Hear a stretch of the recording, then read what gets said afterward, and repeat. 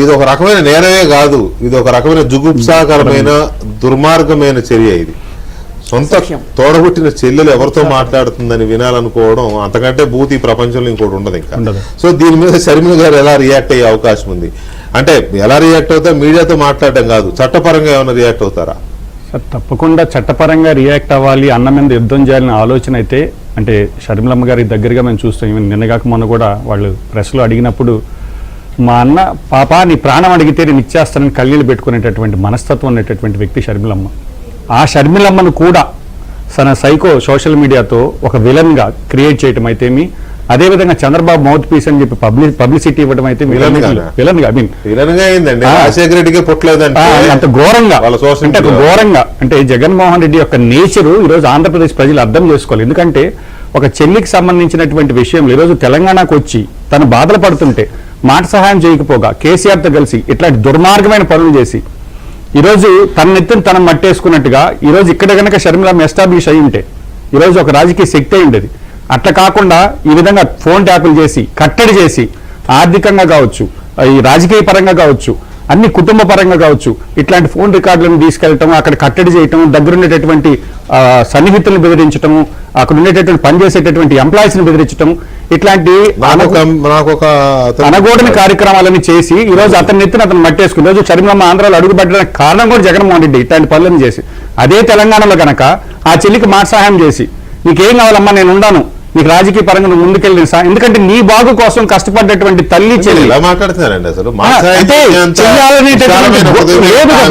ఇచ్చేవాడు కదా. కాబట్టి ఈ రోజు కూడా ఈరోజు చాలా మంది అంటారు ఆస్తి కోసం తన చెల్లి కొట్లాడుతుందని.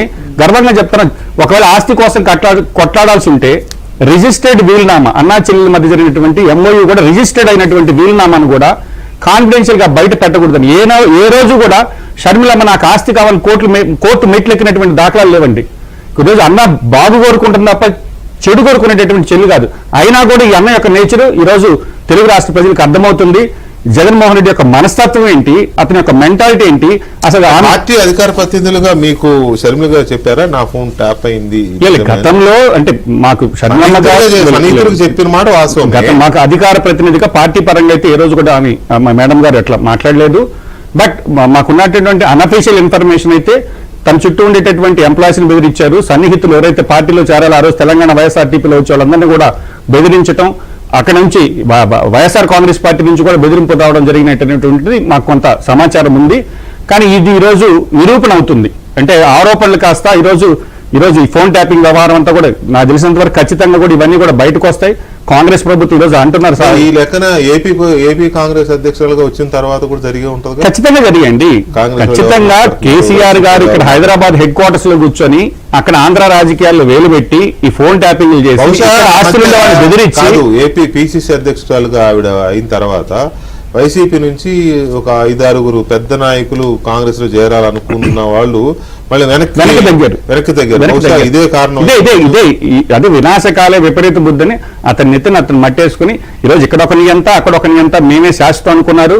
రాజ్యాంగ శక్తుల్ని ఏ విధంగా వాడారు. అసలు ఫోన్ ట్యాపింగ్ అంటే స్టేట్ హోమ్ సెక్రటరీ పర్మిషన్ ఇస్తేనే టెలికాం ఆపరేటర్స్ వాళ్ళు లాఫుల్ ఇన్ఫర్మేషన్ అంతా ఇస్తారు. అంటే వీళ్ళకి రాజ్యాంగం కానీ రాజ్యాంగ శక్తుల్ని నిర్వీర్యం చేసి ఈ ప్రాంతీయ పార్టీలు రెండు కూడా నియంత వ్యవస్థలు ఈరోజు కాంగ్రెస్ పార్టీ ఈరోజు ఇక్కడ రేవంత్ రెడ్డి గారు గెలవడానికి కారణం ఏంటంటే ఈ నియంత్రణను దించటాలి, ఇది ప్రజాస్వామ్యంలో మంచి పద్ధతి కాదు అనేటటువంటి ఉద్దేశంలో ఇక్కడ కావచ్చు. అదేవిధంగా అక్కడ జగన్మోహన్ రెడ్డి గారు 11 సీట్లకు పరిమితమైనా కూడా ఈ రోజైనా కూడా నేను ఎందుకు ఓడిపోయాను, అసలు ఎందువల్ల ఓడిపోయినటువంటి ఆలోచన లేకుండా కాంగ్రెస్ పార్టీలో కూడా ఇది ఏమీ లేని కాంగ్రెస్ పార్టీలో కూడా షర్మిలమ్మ మీదకి కొంతమందిని ఉసుగల్పి కడపలో మీటింగ్లు పెట్టించడం కావచ్చు, నా దగ్గర డబ్బులు ఉన్నాయి కాబట్టి కాంగ్రెస్ పార్టీలో కూడా అంతర్గత కలహాలు తీసుకొస్తారనేటటువంటి ఆలోచన విధానాన్ని ఆ ధోరణిని అతను మార్చుకొని ఈ రోజుకైనా కూడా తల్లి చెల్లి విలువ తెలుసుకోవాలని కోరుకుంటారు కాంగ్రెస్ పార్టీ. ఈ మొత్తం మీద టెలిఫోన్ ట్యాపింగ్ కేసు అనేది కొంత బీఆర్ఎస్ కి ఇబ్బందికరంగా కనపడుతుంది. మీరు నిజంగా నమ్మకంగా ఉన్నారా ఇది జరగలేదు, మా వాళ్ళు ఏం చేయలేదు, మీరంటే ప్రభుత్వం మీ పార్టీ మేమేం చేయలేదు అని ధీమాగా ఉన్నారా, లేకపోతే చట్ట ప్రకారం చేసాం మేము ఏది చేసినా చట్టం అనుమతి